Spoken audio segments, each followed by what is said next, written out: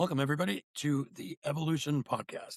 We're a school based podcast that likes to feature everyday superheroes, people who have amazing stories. They work with people, they, t- um, they make an amazing impact all over the world.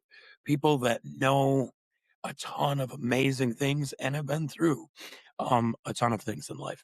And there are so many of them in our community evergreen foundations and here at school that we have found through the Growth Summit. So here we are with our weekly podcast, which we will continue to run a lot like the summit, just a little bit shorter at 60 minutes. And today we bring in another guest, another amazing guest, Matt Melvin. How are you today, Matt? Thank you very much for having me on the show. I appreciate it. Yeah, not a problem, Yeah. dude. It's really awesome that you reached out, and it's cool to have people that you came from Jim Motes' community, and Jim was one of our summit guests, and I call it the summit effect. Every time a guest comes on, our community usually grows by members, and their community grows by members. So it's this cool little synergy that we have going on. In summit form, I do like to start all these calls with the same question, and just to get us kicked off in conversation style, who is Matt Melvin? Matt Melvin is a man who has let go of anger, frustration, hostility, and is now living in integrity and authenticity. Wow. That sounds really amazing. Um, can you tell us a little bit of the backstory, how that happened, or where did the anger and frustration come from, or how were you faced with these challenges? Oh, good question. I wrote a book called Bullied Behind Bars. A gay Christian Trump supporter goes to prison. It chronicles my life from childhood, being bullied, being taken advantage of, to 2 times being in prison. I wrote my story in the second time I was in prison. I went to 10 different institutions. I spent a lot of time in solitary confinement as a result of inmates lying to guards, telling them that I tried to proposition them. That's where I really started honing my craft, getting in discipleship, reading my Bible daily, praying every day, exercising, fasting. Without those strong disciplines, I wouldn't be the man I am today. Mm. Well, man, well, I really appreciate vulnerability. I also have a past and have done some things in my life that I regret, and I can really resonate with actually I hate the word regret. I don't like to say that, but I can resonate with your story and it, how challenging things can be and then simple yet very hard disciplines to um, become habits can make all the difference in how we view ourselves and then who we become. Identity isn't stagnant. Our choices, our past won't um, mean who we're going to be forever, right? And I'm sure you know that. Tell me about your book a little bit. So you wrote your book while you were in prison? The second time, yes. I went to 10 different institutions. I was writing down my experience. It's very cathartic for me to write down my thoughts Yeah. and to expose the corrupt judicial system for what it is. And at one of the institutions, the guards confiscated my journal entries. And I was putting a target on my back by doing it. Was it always intended to be a book, or were you just journaling your thoughts? I wanted to share my story. I think my story is very powerful. It's unique um, for many, many different reasons. One is I don't know any other defendant that in the state and federal case both had the same judge. And it shows that corruption just doesn't occur in the major cities. It's happening right in Shelburne, Vermont, where I live for 30 years. Yeah, I've seen a lot of obviously the legal system in the United States, and I know a lot of our listeners from everywhere, but there is a lot of you get in small scales, right? There's always politics. There's always things behind just the judicial system, right? And in small towns, big cities, it doesn't really matter. In your situation, when you really decided like, hey, I want to turn my life around, you've been to prison twice now, as you've mentioned. What was that turning point moment of like, I never want to go to prison again. I want to change my life. Like, what was that moment like for you mentally? In August 2015, I had a near-death experience. I was driving on 495 headed east in the middle lane going 72 miles an hour, which is pretty slow for me. I've been known to go 130. When a Lexus SUV came down an embankment, crossed in front of my car, within inches, I was saved, I was protected. That was, for me, the cataclysmic event that God was drawing a line in the sand saying, you're either going to do my will or you're going to continue your own will, go through this vicious cycle of being in prison. And I knew that the definition of insanity is doing the same thing repeatedly and expecting different results. If I continued being dishonest, lying, stealing, I was going to face a revolving door with the prison system. And I did not want that. I didn't want that for me. I didn't want that for my family, my friends, anyone. I had already caused enough embarrassment for a lifetime. Mm. Wow, yeah, I can really relate. I can really relate to this. I had my transformation moment came from the bottom in a jail cell, drunk again, and I said, never again. Like, I gotta get my shit together in a sense. And mine was on a spiritual level too, and from that day forward, I did. I started working out. Same things you mentioned, right? The same. Like, I started new habits. How do I do things differently than I've done to attract different into my life? And damned if different didn't get attracted into my life over those years. So I can really, really resonate with Was that an epiphany moment in that specific time when the accident was happening, or was it just like the catalyst for the realization later on? It was the catalyst for the realization later on. I had also had other near-death experiences. January 2022, it was the 4th or the 5th. It was a Wednesday. I was on my way to Bible study. I was in Concord, New Hampshire. Left here, which is 2.5 hours from Concord, and it was nice and clear. When I got to Concord, freezing rain. I watched one car after another hit each other, but I was saved. I was protected. Mm. And there's others surviving a black bear running in front of my car, surviving several big cones going under my car. There's just so many. Those are the physical ones that I've seen. Mm-hmm. There's also those miracles that God has given me that I may not see, connections. Mm-hmm. Mm. And how do you interpret this? What is the message here? Like, what are you understanding from this? What is your mission, or how do you use this as a rocket fuel for your personal development? My rocket fuel is to help other people. I was in a physical prison, but I know a lot of people are in a mental prison in their Mhm. head. They're allowing other people to live rent free in their head. And until I started forgiving others, I was allowing my anger, hatred, rage to consume me. And when you have anger, rage, and hate in your mind, you can't be a good disciple for God. It is all consuming. You can't do anything. Mm. So And so how? if Sorry. you're living in this mind, you need to forgive yourself for one, and then you Mhm. need to forgive others, and you need to love yourself. If you don't love yourself, Mm. you won't be able to love another person. In the famous words of RuPaul himself. How did that start for you in practice? So you had this epiphany or this realization after that near-death experience, and what was step one? What was day one in the new life of Melvin? Step one was forgiving all those people that had done me wrong. Two was to stop allowing those people to live in my head. And And how did you get there? was Is this through prayer, or what was the practice, the practical part? How did you get there? Yeah, How because a lot of people, centered?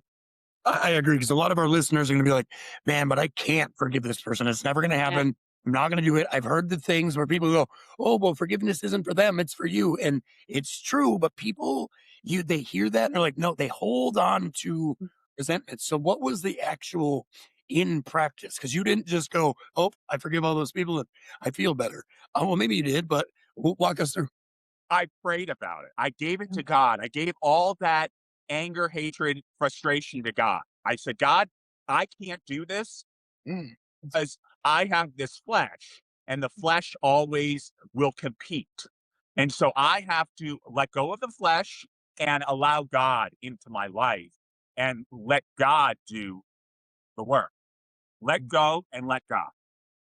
And how was your background? Were you raised religious, or what was your life before you started this practice? What was your introduction to faith and I to this? was a lukewarm Catholic.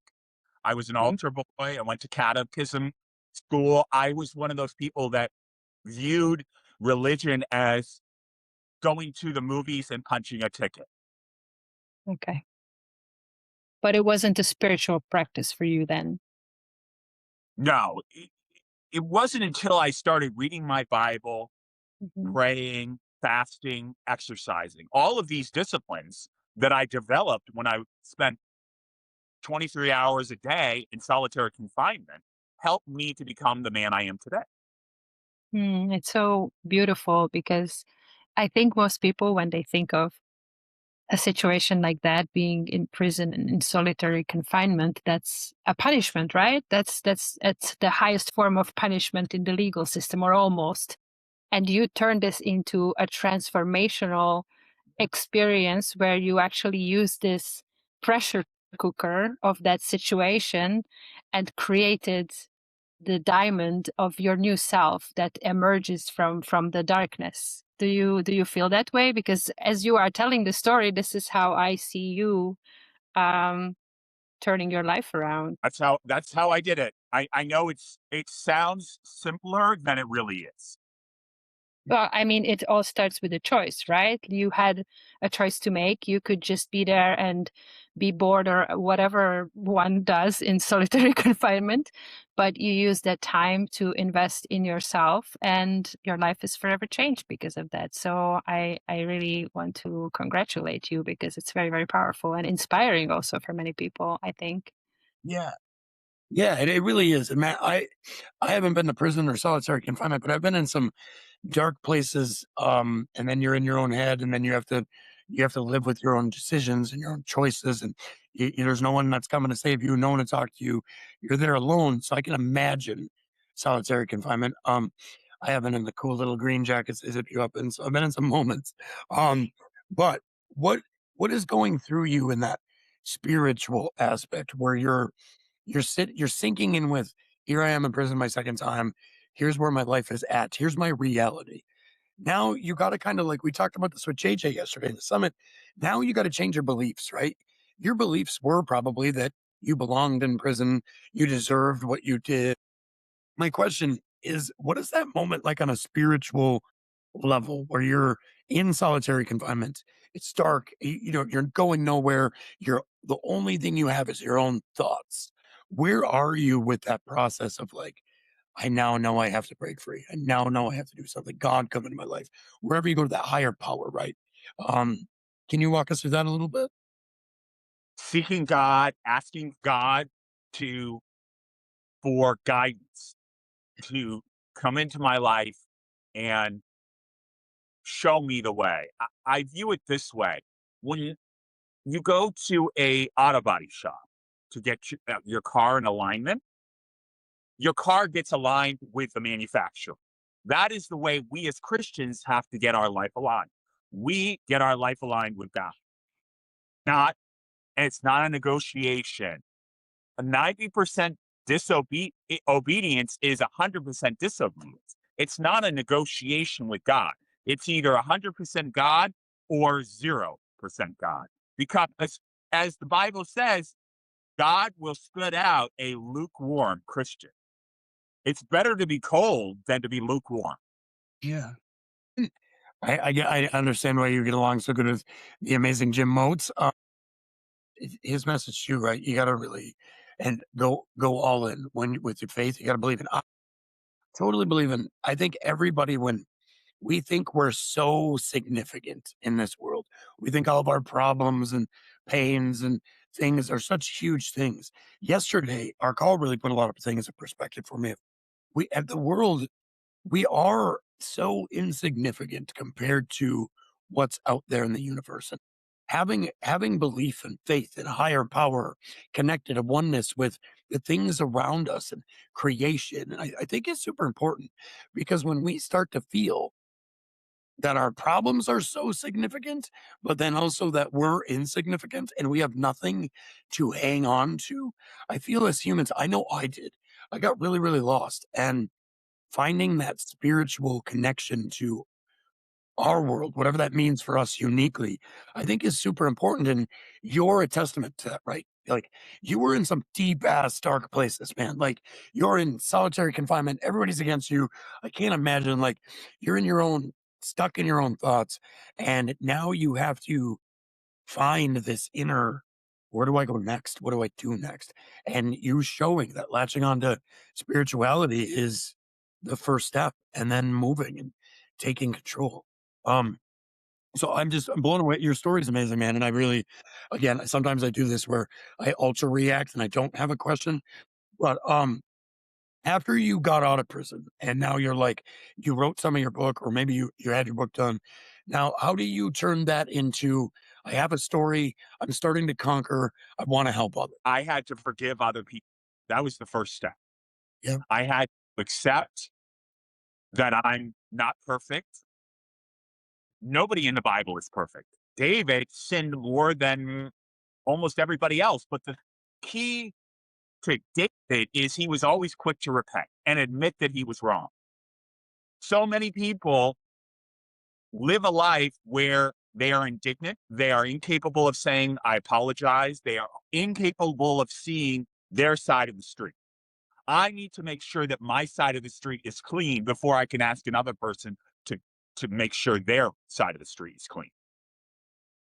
If you have friends that blame you, play victim, get away from these people. There's always fault on when there's two people involved. In most instances, I'll give you an example of an exception. Okay, if my car is parked and somebody hits my car, I'm completely blameless. However, when there's a conversation between two people, there's always fault on either side. I can see that. Yeah. I mean, yeah, like you said, there's always each person I think that brings anything to a situation, communication, there's always going to be a cause and effect, right? And how we show up our heart space. So I love how you put that because a lot of us are afraid to look at that inner side, that mirror, that look at the things that, like you said, dirty on our side of the street, right? But we're always looking at the other side of what other people's looks like. Is theirs better than ours? Is it what's wrong with their side? But we're never willing to just clean up and look inside. And I think the forgiveness aspect, the aspect of looking at your life and how can I show up different? What can I do differently to make sure that I'm taking care of me first is really crucial because again, if you're out there trying to preach one thing, but you can't take care of yourself, what kind of message is that sending? And that energy will be felt. I feel Dinka, you could really resonate with that. Like that energy will be felt when somebody's not showing up for themselves, even if they're kind of saying, "Hey, I can help you with this." Yeah, 100%. It's practice what you preach, right? Like being being the example, leading by example, and then you don't have to teach other people. You just have to show them what you're doing. So what is your calling now? As you were explaining us this amazing transformation, you look at yourself probably as your first client, so to say, because you did all the work yourself. What is the dream, or what is the idea now? How do you want to share your gift with the world? Get on stages, share my story, podcast interviews. Do you have have you ever thought about this realm of school? I know you're in Jim's community, you're in Evergreen Foundations. Have you ever thought about like maybe doing something in the school realm? I haven't. No. Yeah, it's definitely not for everybody, but it's definitely a cool route where you can have community and build up to other aspects of delivering your message and speeches and recording content. I think it gives us creators and healers and people who love working with people a really good space to authentically show up for others. I know for me, one thing I see missing, I've been a part of 15 men's groups. They're all guys with kids and a wife. I think there's a huge need for a single women's space. Interesting. I think that could be an interesting niche. You never know. And that's hey, especially on school these days, the narrowed down niches is where it's at.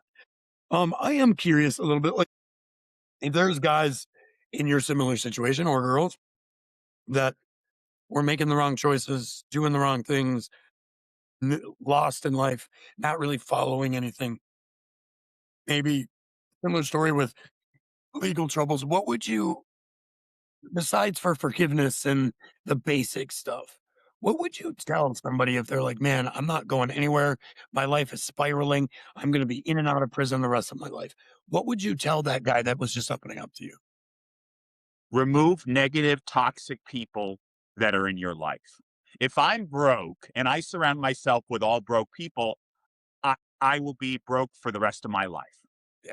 If I am negative and I surround myself with all negative people, I'm going to be negative. Surround yourself with positive people, people that will be honest, brutal with you, not people that are people pleasers, sugarcoaters, giving you excuses or allowing your excuses to take over. Be authentic. Don't isolate. Talk about what's going on. In my friendships, I want men and women that are willing to be vulnerable, willing to go to the deep end of the pool, willing to take risks. I have no interest in talking about nonsense such as sports or whether it means absolutely. And Yeah. men's groups, and I consistently will tell you that sports are satanic. There's absolutely no fruit that comes from sports. All sports are, and video games are, a distraction from reality. I go back to the Roman days when they were making the laws in the Colosseum and they were playing sports because it's a distraction. We need to focus on God and what's going on in this country. Sports absolutely have no value or substance. There is no fruit that comes from sports. I can see it, right? It's like gladiators. It's the Roman Colosseum, if you will, of distractions. I can definitely not opposed to that viewpoints at all. Um, you bring up some really awesome points of like I used to like you hear that saying of the 5 people that you surround yourself is who you become, right? And that's something you really touched on a lot there. And it is totally true. Like in life, there are batteries, people that charge you up, push you to grow, see potential in you, and bring up the things that maybe like get on your ass a little bit to like clean up areas of your life or show up a little differently. Or they guide you to the mirror gently but lovingly, maybe with a kick in the butt sometimes.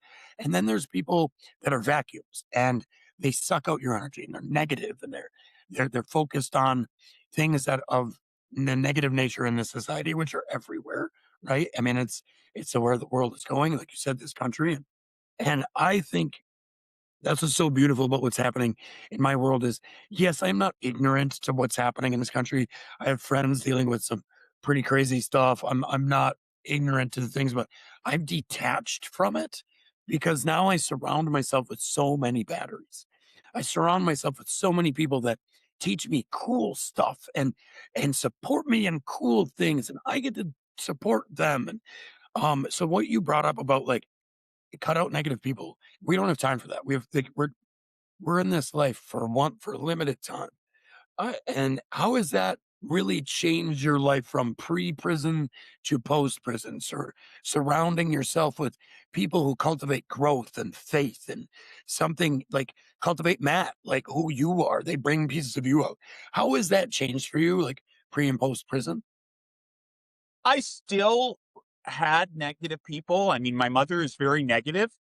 She worked at UVM for 30 years and has really been indoctrinated to the evil witchcraft that these people prey upon, where it's always victim. My mother is always victim in every situation. So I can spot victimhood and codependency because my parents are very codependent.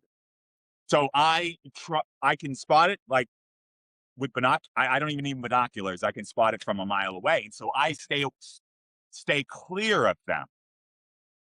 And when I sense that somebody's codependent or they are victim playing about everything, I steer my ship as far away from them as possible. And the other piece that's I think is really important is surround yourself with men and women that are working on themselves, that aren't thinking that they're perfect, that there's nothing wrong with them, and are Mm-hmm. capable of apologizing.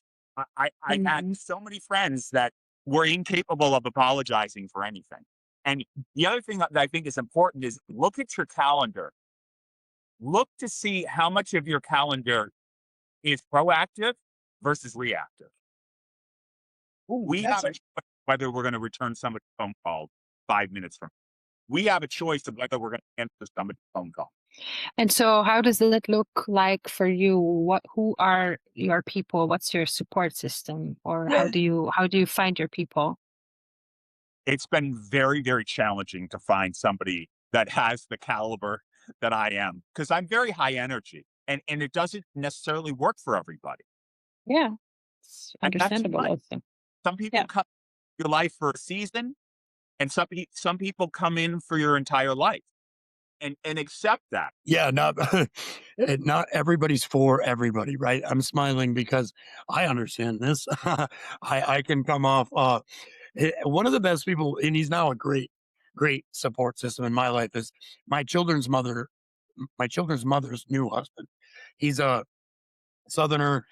We didn't always see eye to eye, obviously. We're wonderful co-parents now, and I love the guy. He once said, he once said, you know what? You have the biggest heart, and you're a great guy, and you're a great father. Sometimes you're like a cat on a tin roof, and I can't handle your energy. And that just like is me a little bit in a nutshell. Not everybody is going to be your people. But like what I love about what you said there is surround yourself with people who are also willing to grow. I think we've had like 36, it's 37, I don't know, 30 something calls right already by the end of this month. And every person that we met is an expert or amazing or really seasoned and has years of working on certain areas of life. And they have so much to share. But one common thread is they're constantly continuing to grow and work on themselves. They're constantly continuing to be curious and lifelong learn. And that's a huge thing for us here in Evergreen Foundations. A huge pillar of evolution for us is learning forever. We are never done. We are infinite beings that can continually uh, learn habits that help us help others. And I think it's been a common thread. And it's pretty awesome that you bring this up is it's not just about who you surround yourself with. It's not just about the things that you do and the faith that you have. What it's really about is becoming who you are authentically and finding people that accept that and understanding in yourself that, you know what, I'm not going to be everybody's cup of tea. I'm not going to be everybody's person, but when I am somebody's, that relationship is going to move forward. Do you have people like that in your life now, Matt?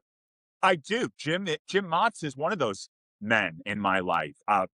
Deacon Jerry Schiller, 77-year-old man who I met through prison ministry. He goes up every Friday to do prison ministry. When he was working full time at IBM, he was going to Camp Moore and St. Albans.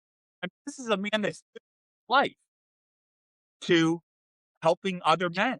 Being around that's gotta be absolutely inspiring. So for you, do you want to help people stay out of prison and find God? Do you want to go to the prisons and help people find God? Is there a certain avenue that you're like, these are my people that I want to shepherd or disciple, if you will? My dream has always been to disciple men in Alaska. Okay. So Why I- Alaska? Five What is times it about Alaska?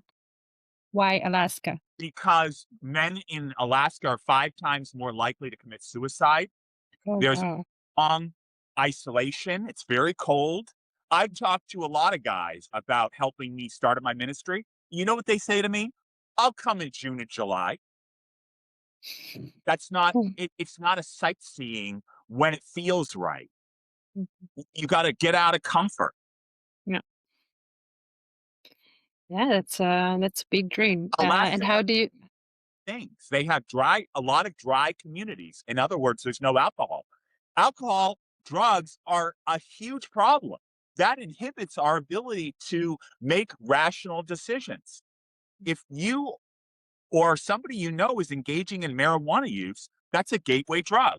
I am vastly against marijuana legalization. Marijuana, it's that's a whole bunch of subject. right. Yeah, that's a whole because it's there's a lot of science. a separate Oh episode yeah, in that's itself probably. essentially what I was saying. Yeah, that's a deep one there. Sometimes, and I am a rabbit hole guy from the next. I love them. Sometimes you got to look at them and go, no, we're not going to step in that one today. Mm. Mm. um. So, where can people find your book? And do you have plans to write more books? Has writing been something that's a one and done for you? What kind of situation is that for in your life? You can find me on Instagram, Bullied Behind Bars. X, Bars Bullied, Facebook, Matthew.Melvin.5621. My book is available on Amazon. If you follow me on Instagram, you can see the poems I wrote. So Mm. I wrote poems too, Oh, nice. and all my poems are available on my Instagram profile. How long have you been here in school? A couple of months. Nice. And did you I'm find out your dream? part of other communities, Nice. and you got to really find your tribe. Mm. Challenge For Oh, people, sure. ask questions. Don't be afraid to be on the hot seat. Yeah, we certainly like to ask questions. I think we are both curious by nature, Brandon and I. And I also find that if you take the time and the patience to talk to anyone, almost without exception, every person has an amazing story to tell. Some are different than others. It's not maybe on the same level or in the same way, but everybody has an amazing story. And I'm so grateful that we get to hear yours because it's not one that you hear every day. So what is next for you? What is your plan with your book and your social media and with this Alaska thing? Have you been up there? Are you planning to go there, or what's the next step? I've never been to Alaska. Okay. I was hoping to connect with a couple of people that are already in Alaska, but they've told me they're too busy. oh, Okay. For me as an outsider, it would be Mhm. very hard for me to get in. Just like New England is the same way. If you come in and you're an outsider, it won't work. You have to know people that are already in the community Mhm. because people are not going to accept an outsider. Reminds me of this TV series, Northern Exposure. I don't know if you guys ever saw it. A New York doctor moving up to Alaska. Very entertaining. Yeah, I wouldn't know the first thing about Alaska. I've never been to the United States. Um, I used to like that show as a kid because it reminded me of being home. All we had crazy winters, lots of snow in the Upper Peninsula of Michigan. So I used to always like relate to that show a little bit. The Alaska project would be really cool because that is a place where there's like the highest always one of the worst suicide rates in the country. And for a lot of the reasons you said, it's dark and all of that. I love that mission actually because suicide prevention is really near and dear to my heart. Um, and working with men and others. In your story, Matt, in like that redemption, right? Like Prison Twice, your redemption story. You find God, you're helping others, you're writing a book to chronicle your story. But what were some of those moments in prison that really shaped and taught you something about like, and maybe pushed you towards, hey, I really need to go a different route?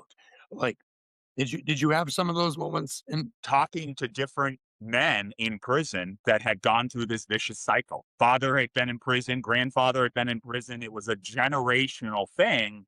And just saying, well, it's happened in my generation, it's going to happen to me. That's an acceptance that that individual has no control over what's going to happen. We all have control. I have total control over every decision I make. And every decision I make has both positive and negative consequences. yeah, Nope. And it's also kind of a victim mentality, right? Like, oh, all my ancestors or all my, other generations have been to prison, so I'm bound for prison too. And then you start to see the evidence of that playing out in your life, right? Because you will make those decisions that prove you. Oh, Drugs yeah, are an issue in prison. And when I talk to addicts, I'm not an addict, thank God, but my two brothers are alcoholics. And there's always this phrase that they use: I just need one more fix. I just need one more shot. Just need one more drink and I'll be fine. And we need to get out of that because the one turns into two, turns into three, Mhm. 4, 5, Okay. and it never ends. Mm. yeah, So and that's true for a lot of stuff too.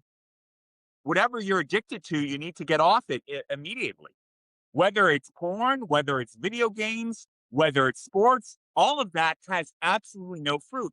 It won't help you to become a better person. Do you work with anybody now, Matt? Where you mentor or guide or do anything with any men or women now? I try to be a guide to some men. I found that they fall off track very quickly. And it's not my job to steer the ship. It's their job to steer it's their job to tell me what's going on, and then I'll be the rudder on the ship. But I'm not going to steer anybody's ship. I steer my own ship. But I'm happy to guide, but I'm not going to tell a man or a woman how they should live their life. We all have choices. Yeah. So you're more on the get your story out there, uh, your book, your message, and less of kind of working with implementation or anything right now currently. Correct. Because I find that a lot of men and women want me to tell them how they should live their life or what they should do. That's not my job. That's fair. I want them to come to me with their problems, and I'll ask them a lot of questions. The first is, how is that serving you? If you are a people pleaser, how is that serving you? How is that benefiting? It's not. If you're a people pleaser, I strongly encourage you to read the book No More Mr. Nice Guy. Who wrote that? Who wrote that? Yeah. I don't know. I've never read it. Not a people pleaser.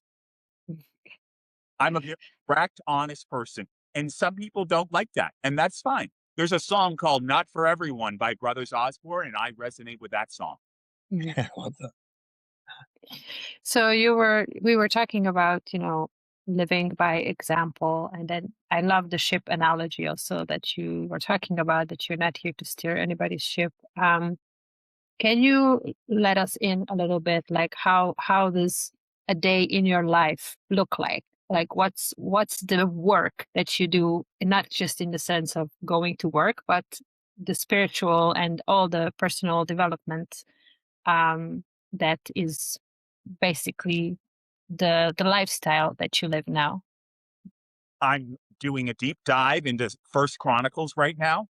I think a lot of churches only want to focus on the New Testament. They don't want to focus on the Old Testament because there's wars, there's death, there's polygamy.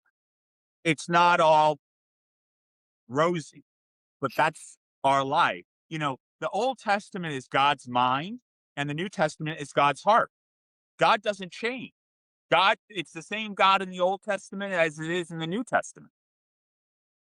I don't think a lot of churches spend a lot of time on the Old Testament because there's rules. There's the 10 commandments. Yeah, I think a lot of mainstream religious places, they always try to keep up with the times a little bit, and things do change. I definitely see that. As me and Jim talked about that a little bit, where that's why I really focus my spirituality within. And my church is kind of my home.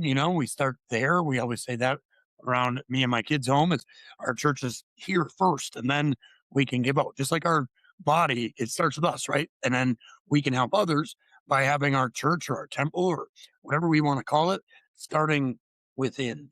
And I think that's been a really good theme and message to your story. And well, like I always like to say that we like to feature everyday superheroes. And Matt, your story of redemption and prison prison to faith and discipline is one that is admirable. It's one that a lot of people are afraid to take, and then they keep making the same generational traumas. It's one that I knew where I was, that's where I was going. If I didn't break generational trauma or generational curses or traumas or habits, whatever you want to call them, follow. uh, so I can really resonate with your story, and I've appreciated you spending time here on the Evolution Podcast sharing it with us. Is there any message or uh, brief thing about your story, journey, lessons you learned that you would like to share with us and our listeners before we wrap up here today? Don't isolate. Talk about what's going on. Don't be afraid to show your emotions. I Mm. grew up in a family that was very stoic. Men don't cry. Suck it up, buttercup. I am the only one in my family that shows emotions. And crying is healthy. It's good for a man to cry. I love that message, and it's so important. I think we talked about this also on the podcast. There's this kind of toxic masculinity, like you have to be a warrior and you have to be tough and you never cry and you never show emotion and all of that. And I think it's tired, this is not fitting anymore. And I actually find that being emotionally intelligent and tuned into your emotions, especially as a man, it's not a weakness, it's quite the contrary. It's a superpower. And I love to hear that message getting out more and more in the world, because it's such a needed message, and we need to share this and reprogram people who were raised in an environment, as you say, that um, crying is a weakness and emotions are bad, because if you bottle it up, it will just explode eventually, right? It It's like a might peacock. take years, it might take decades, but eventually it will explode. So why not share it, or why not just allow it to teach you what it's here to teach, and then go through it and dissolve it? Do you have practices for that? Do you do something every day or regularly to work through your own emotions? Praying, journaling, talking about my feelings. A lot of guys don't even know what 6 emotions are: Mm. sad, angry, scared, happy, excited. The T I don't really like, tender. I'll replace it with loving. Those are the 6 core emotions. Mm. Without identifying those emotions, you won't know where your bearings are. And Mhm. being able to fully accept that you're happy, not saying I'm sort of happy. That's a cop out. Well, I think Mhm. what are the way our brains work is like they don't just like give us all these feelings in different doses. Like Dinka's 10% happy, and 50% angry, and 70% full of joy. Rachel Plants might be 100% full of joy. Like that might be, but like otherwise, otherwise, normally, like that's not how emotions work. If we stifle an emotion, if we hide an emotion, if we harbor an emotion, we won't feel sadness. Then that's what our brain decides it's doing with all of our emotions. It does that with happiness. It does that with anger, but it stifles our anger and broods it until we explode, right? So what happens is how we handle one emotion is how our brain programs to handle them all. So Brandon shuts down when he's sad because he doesn't want to cry in front of anybody. Well, we're going to shut down when we're angry. We're going to shut down when we're happy. We're going to shut down in all of our emotions. Our brains start to tend to do that. So I love that you highlight the fact that don't harbor your emotions. Be free about them. Experience them. I think we really covered that yesterday and all summit really, but like experiencing the emotions instead of bottling them up. Lindsay Ranson covered this great. JJ covered this great. I think Sharon touches on all this stuff, just how we process our thoughts and emotions and self beliefs turn into how we feel about ourselves. So, and why feel crappy all the time? Because we're hiding from it. So I really love that neuroscience comes up a lot on this podcast with all our guests. It's a big, it's a big fan. I'm a big fan of that. Is there anything, any advice that you would give anybody really needing transformation? Seek it out. It's not going to find you. Ask questions. Be proactive. Look I at different groups. Don't just accept one group. So Challenge. you say it's community based, and there's always a community aspect to you need a support system. Yes. The more you put into any program, the more you'll get out. If you just sit on the sidelines and don't share, you're not going to get anything out of it. Mm. Yeah. It's an active participation. It's not just sitting there and showing up. I mean, I can imagine that at the beginning it's scary when you are just starting out your journey, and showing up can feel like a big step, but eventually you will have to do the work yourself, and as you say, share and say things out loud, because that's also, there's so much power in it. There are certain things that we know, but we never say it out loud because I don't know, because we don't dare to, or we just don't want to hear it. And there's so much power in words when you say things out loud and you just say simple things, or maybe it's simple, it's not easy. Like, I forgive myself. There's so much power in that. Just hearing that in your own voice, saying that to yourself, can trigger a huge release, emotional release even. If you really take the time and dare to go there, because I feel like a lot of people, well, I don't have to forgive myself. No, why should I? And just try to say that to yourself out loud and see what comes up emotionally. You brought up self love earlier, and it's such a crucial aspect of everything, and something I didn't really experience until much later in life. And when you do look in the mirror, and I've done this, I'll spare you the messy crying details, but I would done this where I looked in the mirror and said, I forgive you for everything. I forgive you for I was very detailed. And releasing that into the world and saying it out loud and feeling it and hearing it, um, it does, there's a lot of inner child healing aspects. There's a lot of transcendental aspects. There's a lot of aspects that happen inside of you spiritually when you allow yourself to forgive yourself, others, judgments, resentments, and lean into I love you. And I think a lot of us are afraid to say that and look for external love, external things to make their dopamine rise and make them happy and feel like they're loved. But we're all afraid to look in the mirror and say, I love you. Because it doesn't matter if you've been to prison, it doesn't matter what you've done. We've all have past, we all have things, we all have fears, we have things that anchor into who we are that hold us back. And I think you being brave enough to say, I've been here, I've been in these dark depths of solitary confinement and reaching up and looking for the Lord and looking for something bigger than me. And I've had to get off my ass and do some discipline. And I love how your story can inspire others. I really thank you for telling it. Your book, you said, is Bullied. I don't want to mess it up. I'm terrible with that. Bullied Behind Bars or Bullied. Bullied Behind Bars, BULLIED. It's available on Amazon. You can email me, bulliedbehindbars@gmail.com. Again, I'm on social media. Instagram, Bullied Behind Bars, Facebook, Matthew.Melvin.5621, and X Bars Bully. Reach out. Let me know what's going on. I'm happy to help you in any capacity I can. Amazing. Absolutely love that. Like I said, thanks for being a part of the Evolution Podcast. Thanks for having this conversation with Dinka and I. We never really know everyday people, right? You never know where you're going to go. And there's always moments and stories in these episodes where you go, wow.